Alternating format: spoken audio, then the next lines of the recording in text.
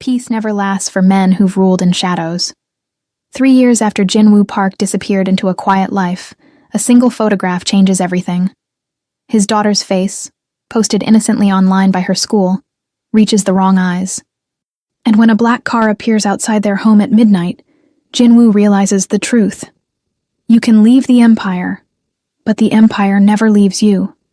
Now, with his family's safety hanging by a thread and old enemies closing in, the man who traded power for love must decide. Can a reformed crime lord protect his children without becoming the monster he left behind? This is episode 2. When the past refuses to stay buried, and a father's love becomes the most dangerous weapon of all. 3 years of peace ended with a school picture. James Park, the name still felt foreign on his tongue, stood in his classroom after hours, grading papers under fluorescent lights. His phone buzzed. A text from Amara. "Did you see Arya's class photo online? She looks so beautiful." He smiled, opening the school's website. There she was, his daughter, front row, grinning with missing teeth and wild confidence. The photo was public, tagged with the school name and location. His blood went cold. Years of survival instincts screamed warnings his peaceful life had dulled. He immediately called Marcus, the only person from his old world he still contacted, using encrypted channels and careful protocols. "Tell me you're being paranoid," Marcus answered. The school posted photos online, full names, location tags. Silence. Then, "I'll scrub what I can, but boss, James, if it's already out there, check the networks. See if anyone's watching." On it. Jinwoo drove home faster than he should have, his hands tight on the wheel. 3 years. 3 beautiful, ordinary years of teaching history and coaching Little League and being nobody special. 3 years of tucking his children into bed without checking windows for snipers. He'd been a fool to think it could last forever. Amara was making dinner when he arrived, humming softly while Arya set the table. David and Michael were doing homework at the kitchen counter. Normal. Perfect. Fragile. "You're home early," Amara said, then saw his face. "What's wrong?" "Nothing. Maybe nothing." He forced a smile for the children. "Just missed you guys." But that night, after the children slept, he told her everything. "The photo's been shared 40 times, he said quietly. "Most are harmless, parents, relatives, but I can't shake this feeling. Jinwoo, we've been safe for 3 years. Maybe it's really over. Or maybe we've just been lucky." She touched his face, trying to soothe the fear she saw there. "We can't live in terror forever. That's not a life. Neither is being dead." At midnight, his phone buzzed. "Marcus, you need to see this."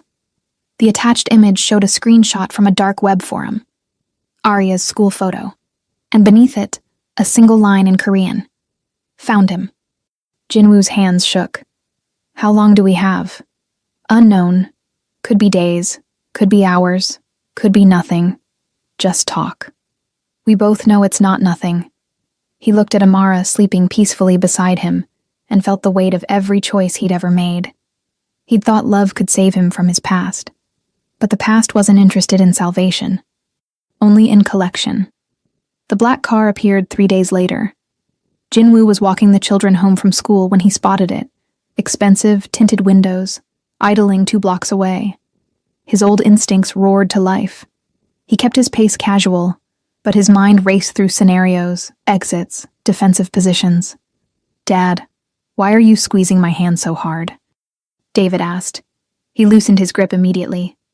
"Sorry, buddy. Just thinking." The car followed them at a distance, not hiding, wanting to be seen, a message. They made it home safely, but Jinwoo knew safety was an illusion now. That night, after Amara put the children to bed, he made the call he'd hoped he'd never make. "I need a favor," he told Marcus. "The kind we used to specialize in." "What kind?" "The kind where people disappear before they can hurt what's mine." Marcus exhaled slowly. "Boss, James, you know what you're asking? You've been clean for 3 years. You go back to that world, even for a second, and it won't let you go again. Then I'll be careful." "There's no careful with this. You either are or you aren't. You can't be half a crime lord. Jinwoo watched through the window as Amara read bedtime stories to their children. Arya's laughter drifted through the walls. David's serious questions. Michael's quiet observations. I can be a father protecting his family. That's all I need to be. And if protecting them means becoming what you were, then I become it, temporarily. Nothing's temporary in our world, you know that. But Jinwoo had already decided. The car returned the next morning, and the morning after that. Always watching, always waiting. On the fourth day, Jinwoo didn't drop the children at school. Instead, he called in sick, kept them home, and told Amara the truth she'd been dreading. We need to run again. Her face crumpled. No. Jinwoo, we built a life here. The children have friends, school, stability. They'll have a grave if we stay. You don't know that. I know enough. He showed her the photos Marcus had sent, surveillance shots of their house, the children's school, even Amara's hospital where she worked as a nurse. They're not just watching, they're studying, planning. Who? Chen's still in prison. Chen has sons, and they have long memories. He pulled her close. I'm sorry. I thought we'd escaped. I thought, don't apologize for trying to give us normal. She pulled back, steel in her eyes. But if we run smart. No half measures. No looking back. That night, they packed in silence. 3 suitcases. Essential documents. Cash Jinwoo had kept hidden for emergencies. The children sensed something wrong but didn't ask questions. They'd learned early that sometimes parents had worried faces, and you just had to trust them. At 2 a.m., Jinwoo loaded the car. Marcus had arranged a safe house 6 states away. New identities were already waiting. They could disappear again, start over, keep running forever. But as Jinwoo carried sleeping Arya to the car, he realized something. He was tired of running. Tired of looking over his shoulder. Tired of teaching his children to be afraid. Tired of letting his past dictate his future. He settled Arya in her car seat and made a decision that would change everything. Change of plans, he told Amara. What? We're not running. Not anymore. Amara stared at him like he'd lost his mind. What do you mean we're not running? I mean, I'm ending this. Tonight. Jinwoo, you can't just... These are dangerous people. You left that world. You're a teacher now, not a... I'm a father, and fathers protect their children.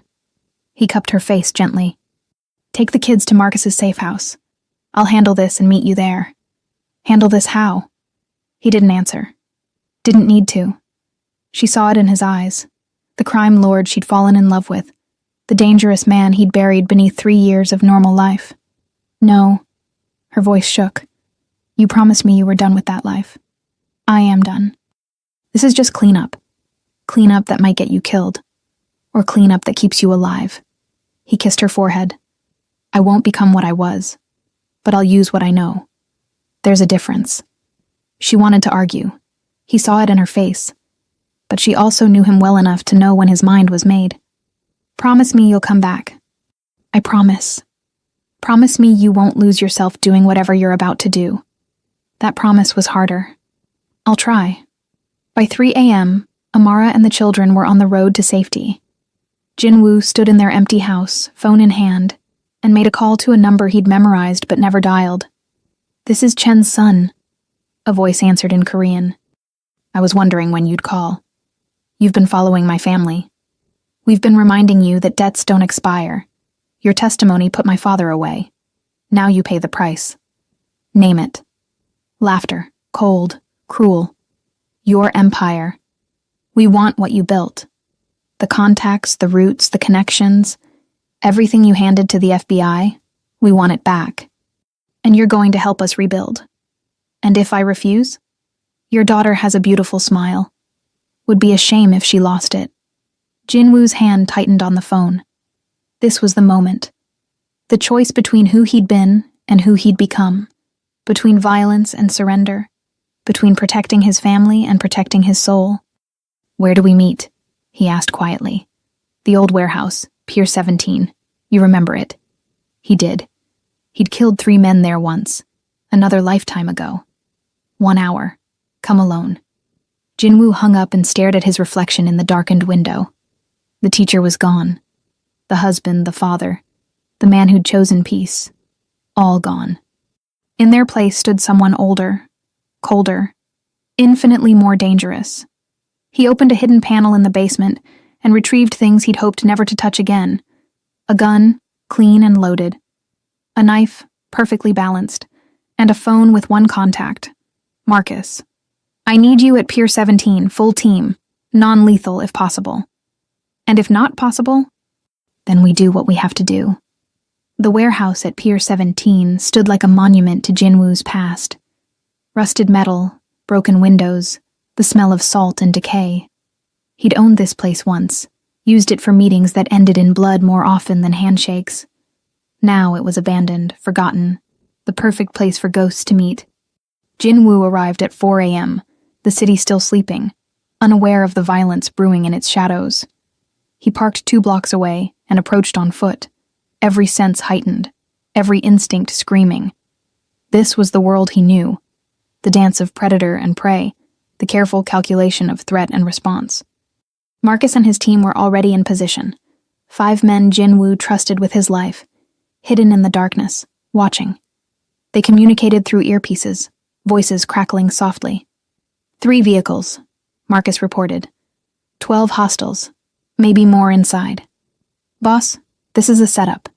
They're not here to negotiate. I know. Then why are we here? Because they threatened my daughter, and I need them to understand what that means. Jinwoo walked through the warehouse's main entrance, hands visible, weapon concealed. The space opened into a vast emptiness. Concrete floors stained with history, metal beams casting shadows in the dim light filtering through broken skylights. Chen's son waited in the center, surrounded by armed men. He was younger than Jinwoo expected. Maybe 28, handsome, wearing his father's arrogance like an inherited suit. This was Minjun Chen, the eldest son, the one who'd sworn vengeance when his father was arrested. Jinwoo Park, Minjun said, his English perfect but accented. Or should I call you James? The high school teacher? He laughed, and his men joined in. My father told me stories about you. The Korean ghost, they called you. The man who could end wars with a whisper. And now look at you, hiding in suburbia, grading papers, pretending to be normal. Jinwoo stopped 10 feet away, hands still visible. I didn't come here to reminisce. No, you came because I found your weakness. Your wife, your children. Minjun pulled out his phone, showing photos. Arya at school, David at baseball practice, Michael at the library, Amara shopping for groceries. Beautiful family. Would be tragic if something happened to them. It would be. Jinwoo's voice was calm, almost gentle. Which is why I'm here to make sure nothing does. And how will you do that? You're outnumbered, outgunned. You gave up your empire, your power, your protection. You're nobody now. That's what I thought too. Jinwoo smiled, but it didn't reach his eyes. Turns out I was wrong. Something in his tone made Minjun hesitate. What are you talking about? I'm talking about the difference between power and strength. You think power comes from guns and men and territory. That's what your father thought too. That's why he's in prison. My father is in prison because you betrayed him. Your father is in prison because he mistook fear for respect. Because he thought an empire built on violence could last forever. Jinwoo took a step forward. I made the same mistake. But I learned something in the last 3 years. Real power, the kind that actually matters, comes from having something worth protecting. And right now, you're threatening the only thing I care about. Minjun gestured, and his men raised their weapons. 12 guns pointed at Jinwoo's chest. Big words for a man about to die. See, that's where you made your mistake. Jinwoo's voice dropped to the dangerous whisper his enemies used to fear. You assumed I came here alone. The lights went out. In the darkness, chaos erupted. Marcus and his team moved like shadows. Trained, efficient, brutal when necessary. Non-lethal takedowns, just as Jinwoo had ordered. Rubber bullets and stun weapons. The goal wasn't murder. It was message. Jinwoo moved through the confusion with muscle memory older than his peaceful life. He reached Minjun before the young man could react, disarming him with practiced ease, pressing him against a concrete pillar. "Listen carefully," Jinwoo said, his forearm across Minjun's throat. "I left my old life because I wanted to be better. But don't mistake restraint for weakness. I know things. Things that could destroy your entire organization. Routes, contacts, dirty cops, politicians on your payroll. I documented everything before I disappeared. And if anything happens to my family, anything at all of it goes to the FBI, Interpol, every law enforcement agency that wants you dead." Minjun struggled, but Jinwoo pressed harder. "You're bluffing." "Am I? Your shipment coming through Vancouver next week? The one hidden in furniture containers? I know about it. Your deal with the Russians in Brighton Beach? I know about that too. Your father's money laundered through that art gallery in Soho? I can prove it." Fear flickered in Minjun's eyes. "How?" "Because I built half those systems. I know every weakness, every vulnerability, every secret your organization tried to hide." Jinwoo leaned closer. "So here's what's going to happen. You're going to leave my family alone. You're going to forget I exist. And in exchange, I'll forget what I know. We walk away. Both of us. Clean. And if I refuse, then I don't just destroy your organization. I destroy your father's legacy. I make sure the Chen name becomes synonymous with failure. Every family you've ever wronged, every enemy your father made, I'll give them everything they need to tear you apart. And then, when you have nothing left, when you're broken and desperate, I'll visit you one last time. And I'll make sure you understand what happens when you threaten my children." The lights came back on. Minjun's men were on the ground, disarmed, zip-tied. Marcus stood with his team, weapons ready but not aimed, controlled, professional. Jinwoo released Minjun and stepped back. "This is mercy. This is me choosing not to be what I was. But mercy has limits. Test them, and you'll find out what I'm still capable of." Minjun rubbed his throat, pride and rage warring across his face. He was young enough to want revenge, but smart enough to recognize a losing position. Your father made choices. He's paying for them. You can make different choices. Better ones." Jinwoo's voice softened slightly. "I'm not your enemy, Minjun. I'm just a man trying to protect his family. Walk away. Build something that doesn't require blood. Trust me when I say the other path only leads to prison or death." For a long moment, Minjun said nothing. Then, "How do I know you won't go to the FBI anyway? Because unlike your father, I keep my word. You leave us alone, I leave you alone. Simple as that." Minjun looked at his defeated men, at Marcus's team, at Jinwoo standing calm and untouchable in the middle of it all. The young man was calculating, processing, trying to find an angle. "I need proof," Minjun said finally. "Proof that you have what you say you have." Jinwoo pulled out his phone and showed him a single document. Shipping manifests, dates, locations, names. Enough to confirm he wasn't bluffing. Not enough to be useful without the rest. Satisfied? Minjun's jaw clenched. "If I agree, if I walk away, what's to stop you from using this information anyway? The same thing that stopped me for 3 years. I don't want to be in this world anymore. I just want to be left alone." Jinwoo met his eyes. "But I will burn everything to the ground before I let anyone hurt my family. Believe that if you believe nothing else." The standoff stretched, taut as wire. Then Minjun nodded once, sharp, bitter, but final. "Fine. We walk away. But if you ever, I won't, as long as you don't." Minjun gestured to his men. "Let them up." Marcus hesitated, looking to Jinwoo for confirmation. Jinwoo nodded. They released Chen's men, who gathered their weapons slowly, watching for treachery that didn't come. As they filed out, Minjun paused at the door. "You really gave it all up? The power, the money, everything?" "Everything. For what? A normal life? Teaching kids history? For a real life, there's a difference." Minjun shook his head, unable to comprehend. My father always said you were the smartest of us. I thought he was wrong. Maybe he wasn't. Then he was gone, and Jin-woo stood in the empty warehouse, adrenaline finally fading, hands starting to shake. Marcus approached carefully. You okay, boss? Don't call me that anymore. Old habits. Marcus smiled slightly. That was either the bravest or stupidest thing I've ever seen you do. Probably both. Jin-woo holstered his weapon, still unfired, thank God. Did we get clean footage? Everything. Audio, video, the whole confrontation. Insurance, just like you wanted. Good. If he goes back on his word, we have proof we showed restraint.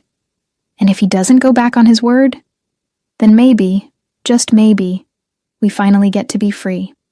They left the warehouse as dawn broke over the city, painting the sky in shades of hope and possibility. Jin-woo drove straight to the safe house, his heart pounding with need to see his family, to hold them, to confirm they were safe. Amara met him at the door, searching his face for answers. Is it over? I think so. Maybe. I hope so.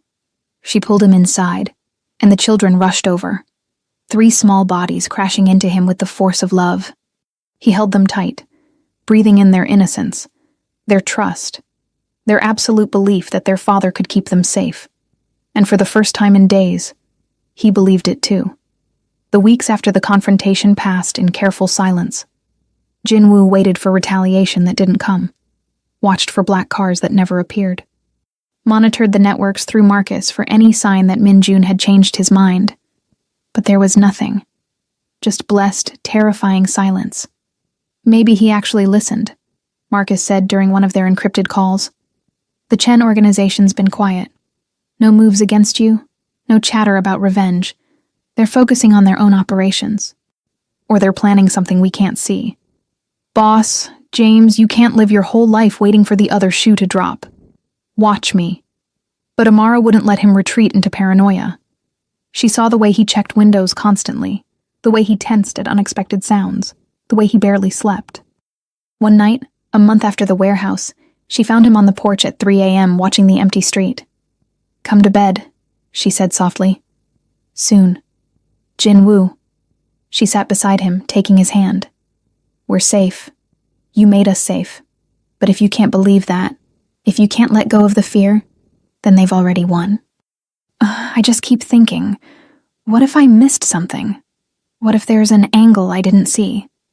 Then we'll handle it, together, like we've handled everything else. She turned his face toward hers. But you can't protect us by never sleeping. You can't keep us safe by making yourself sick with worry. The children need their father present, not just physically here, but actually with them. She was right. He knew she was right. But 3 years of peace had been shattered so easily. How could he trust that it wouldn't happen again? I don't know how to stop being afraid for you, he admitted. You don't stop. You just learn to live alongside it. You feel the fear and choose joy anyway. She smiled. That's what you taught me when you walked away from your empire. Now, I'm teaching it back to you. Slowly, carefully, Jin-woo began to rebuild his life. He returned to teaching, though he varied his routes and remained vigilant. Amara went back to nursing, though Jin-woo had Marcus run background checks on every new colleague she mentioned. The children returned to school, and Jin-woo volunteered for every field trip, every school event, every opportunity to be present. David noticed the change. Dad, you're always here now. Is that okay? Yeah, it's good. You seem less sad. I was sad? David shrugged with that too-old wisdom. You looked at us like you were trying to memorize us. Like you thought we might disappear. You don't do that as much anymore. Jin-woo pulled his son close, marveling at his perception. I'm working on it, buddy.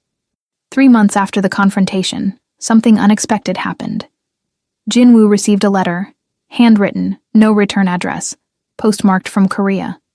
His first instinct was to destroy it, to call Marcus, to prepare for new threats. But curiosity won. He opened it carefully, scanning for danger. It was written in Korean, the calligraphy beautiful and precise. Jin-woo Park, I am writing from prison, where I have had much time to think. My son tells me of your meeting. He tells me you could have killed him but chose mercy instead. He tells me you spoke of better choices. I have made many mistakes in my life. I built an empire on fear, just as you said. I hurt many people. I justified it all as necessary, as business, as the only way to survive in our world. But now, sitting in this cell, I see the truth. I was afraid. Afraid of weakness, afraid of vulnerability, afraid that without power, I was nothing. You walked away from what I could never leave. You chose family over empire. For years I told myself this made you weak. But my son's words haunt me. He had me at his mercy and let me live. What kind of man does that? A strong one. A truly strong one. I write this to say, I will ensure my organization leaves you and your family in peace. Not because I fear you, though I should, but because you showed my son something I never could, that there is another way to live, that power without purpose is just noise. I cannot undo my past, but perhaps I can give you the future you chose. Consider this my apology, inadequate as it is. Live well, Jinwoo Park. Teach your children to be better than we were. Richard Chen. Jinwoo read the letter 3 times, searching for manipulation, for hidden threats, for the trap. But all he found was the rambling reflection of an old man facing consequences. He showed Amara that night, and she cried reading it.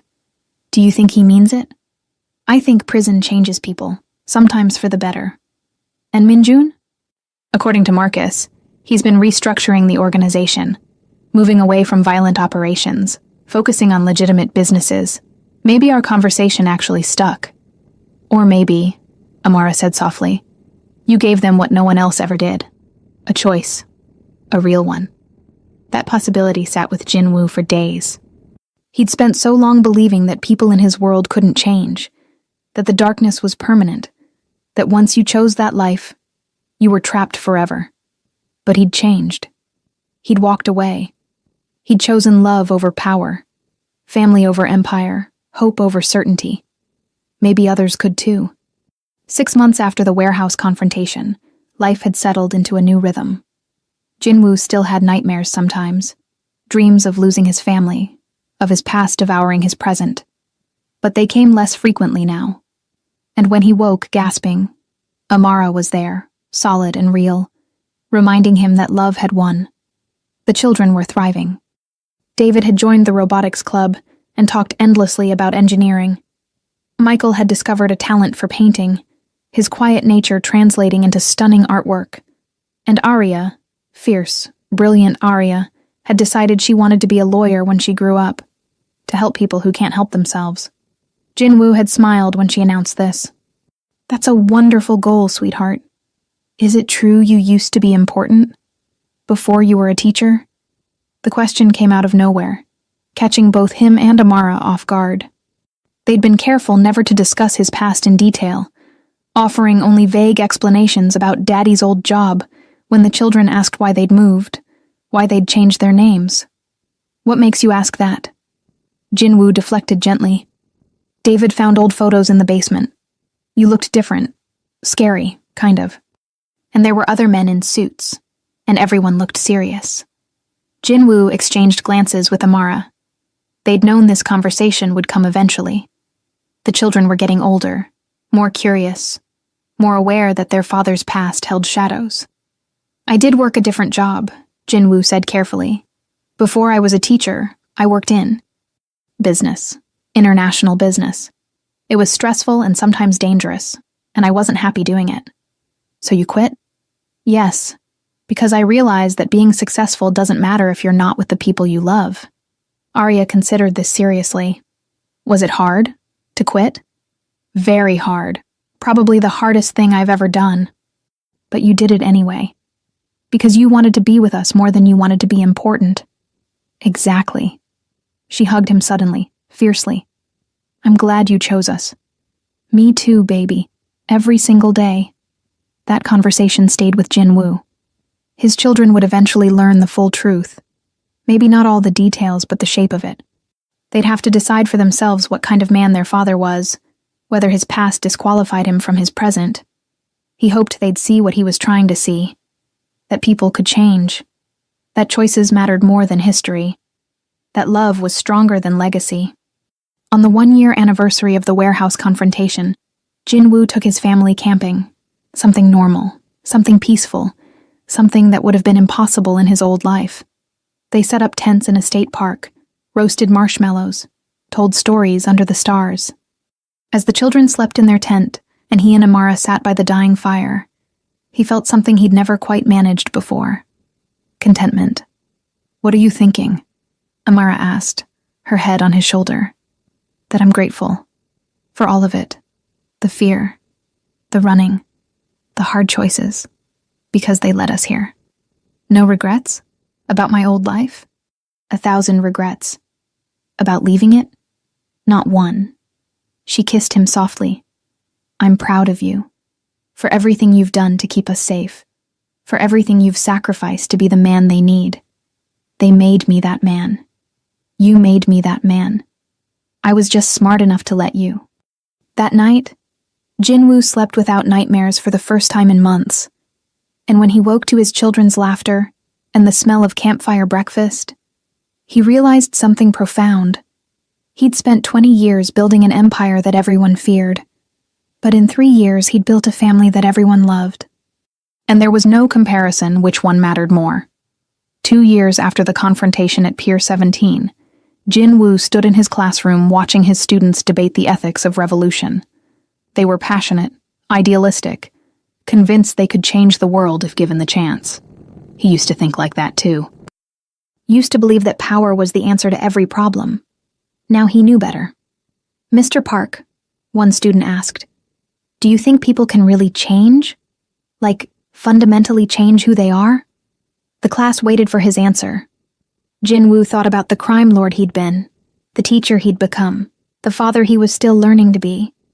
"I think people can choose to change," he said carefully. "But it's not easy.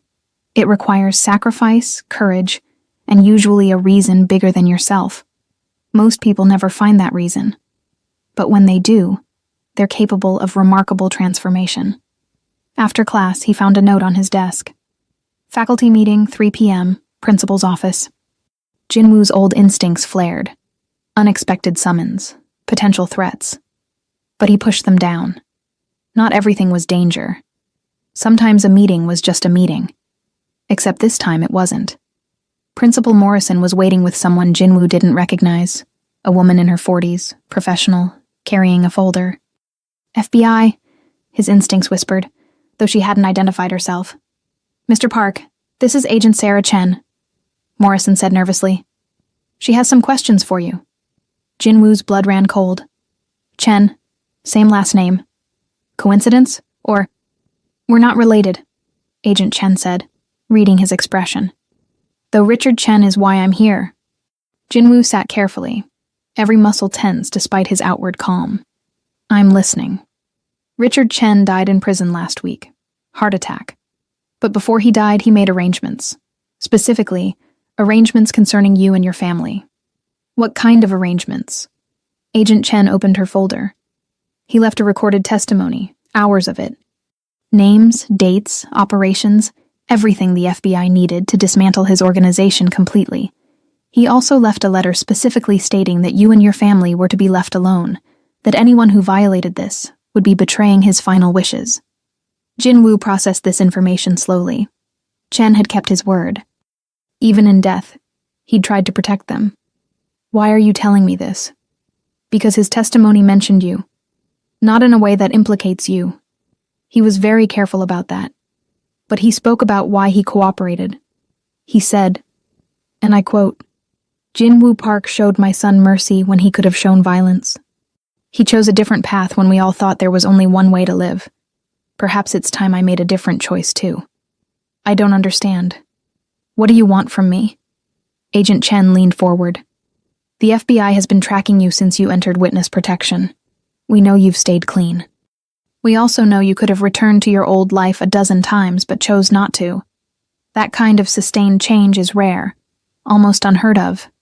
I had good reasons to change. Your family, we know, and that's why I'm here." She pulled out another document. "Richard Chen's testimony has created a power vacuum. His organization is fragmenting. Some members want to go legitimate. Others want to return to traditional operations. It's chaos. And chaos in that world tends to spill into innocent lives.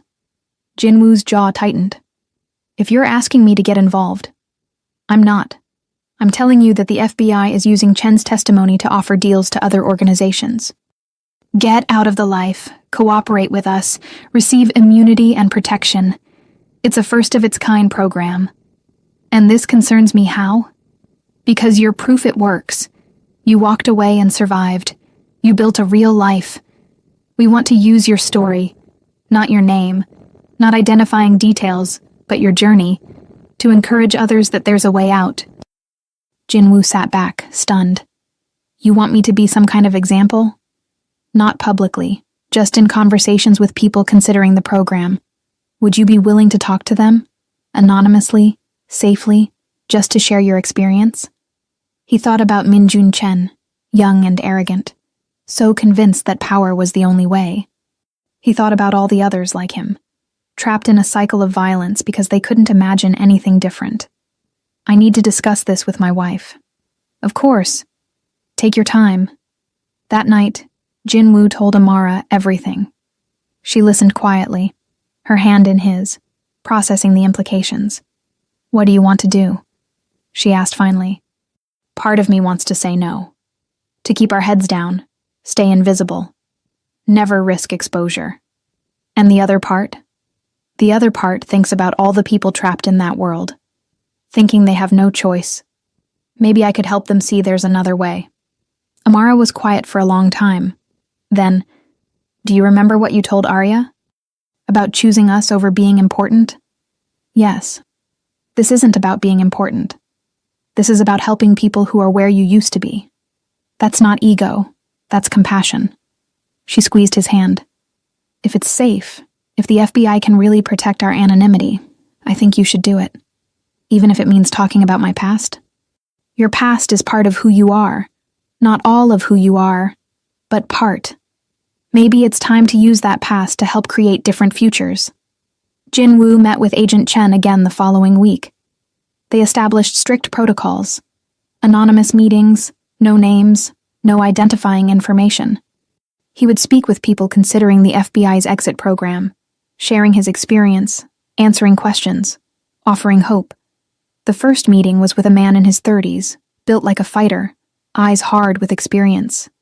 He reminded Jinwoo of himself at that age. All edges, no softness, convinced that strength meant invulnerability. They tell me you got out, the man said, skepticism evident. That you have a normal life now. I don't believe it. I don't need you to believe it. I just need you to know it's possible. How? How do you just walk away from everything? Jinwoo told him. About Amara. About discovering he had children. About the moment he realized power meant nothing compared to love. About the fear and the struggle and the constant work of staying out. But don't you miss it? The man asked. The respect, the power, the feeling of being untouchable. I miss the certainty. I miss always knowing my place in the world. But what I have now, a wife who loves me, children who trust me, a life that's actually mine, I wouldn't trade it for anything. Even on bad days? Especially on bad days. Because bad days in a real life are better than good days in a prison built from your own choices. The man left without committing to anything. But Jinwoo saw something shift in his eyes. A possibility. A question. Maybe. Over the next year, Jinwoo spoke with 17 people considering the exit program. Some took the deal. Some didn't. But each conversation reminded him of his own journey, of how far he'd come, of why every sacrifice had been worth it. His children grew older, more curious about their father's past. When David turned 11, he asked directly, "Dad, were you a criminal?" Jinwoo and Amara had prepared for this question. They'd agreed on honesty, age-appropriate, but truthful. "Yes," Jinwoo said simply. "Before you were born, I made very bad choices. I hurt people. I broke the law. I built a life on fear and violence." David absorbed this seriously. "And then what?" And then I learned that your mother was pregnant, that I was going to be a father. And I realized I didn't want my children to grow up in that world. So I left. I helped the police arrest bad people, and in exchange, they gave us new identities and a chance to start over. Was it hard? The hardest thing I've ever done. Do you regret it? Your old life? Jinwoo pulled his son close. I regret the harm I caused. I regret the time I wasted. But I don't regret where it led me, because it led me to you, to your brother and sister, to this life, and that makes every hard moment worth it. David hugged him tightly. I'm glad you chose us. Me too, son. Every single day. That conversation was harder than facing Chen's organization. But it was also more important. Because his children needed to know the truth. That their father wasn't perfect. That he'd made terrible mistakes. But that he'd chosen to change. On the 5th anniversary of leaving his old life, Jinwoo took his family back to the park where he'd first spent time with them as their father. The children were older now, 10 years old, tall and confident, and so beautifully themselves. This is where it really started, he told Amara, as they watched the triplets play. Where I decided I wanted to be their father, more than I wanted to be powerful. You are powerful, Amara said, just differently now. What do you mean? You changed yourself. You changed our lives. You're helping other people change theirs. That's real power, the kind that actually makes the world better. He kissed her softly, gratefully. How did I ever get lucky enough to find you? You didn't find me. I found you. And I saw past the crime lord to the man underneath who wanted to be good. She smiled. I just gave you permission to be that man. That night, after the children were asleep, Jinwoo stood in their backyard under the stars. He thought about the empire he'd built and destroyed, about the people he'd hurt and the ones he'd saved, about the journey from darkness into light. His phone buzzed. A text from Agent Chen. Another candidate wants to talk. Says he heard about you from someone you met last year. He's ready to try. Thank you for this. Jinwoo smiled. This was his empire now. Not built on fear, but on hope. Not ruled through violence, but through example. Not measured in power, but in lives changed for the better. He'd been a crime lord once, feared and respected and completely empty inside. Now he was a father, a husband, a teacher, a man who'd chosen redemption over revenge, love over legacy, family over everything. And somewhere in the distance between who he'd been and who he'd become, he'd discovered the truth his old life had hidden. Real power wasn't about controlling others. It was about controlling yourself. About choosing goodness when darkness would be easier. About building something that mattered more than monuments to ego. He'd built an empire once, and it had meant nothing. Now he'd built a life, and it meant everything. Jinwoo went inside, locked the door, and climbed into bed beside the woman who'd saved him from himself. His children slept safely down the hall. His future stretched ahead, uncertain but filled with possibility. And for the first time in his entire life, Jinwoo Park, teacher, father, reformed criminal, was exactly where he was meant to be. Home. The end.